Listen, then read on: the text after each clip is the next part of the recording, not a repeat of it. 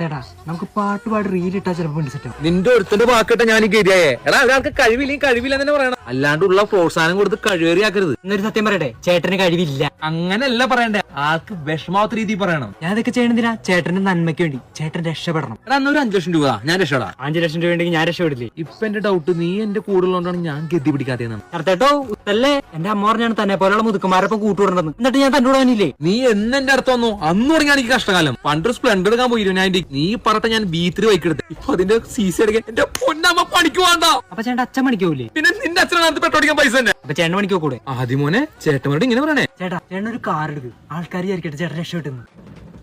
അല്ലെങ്കിൽ അത് വേണ്ട, പുതിയ മണീച്ചയും വന്നിട്ടുണ്ട്. പണ്ടൊരു മണിച്ചാൽ നീ എന്നെ കൊണ്ട് പെടുത്തിന് ഇപ്പോഴും മാറിയിട്ടില്ല.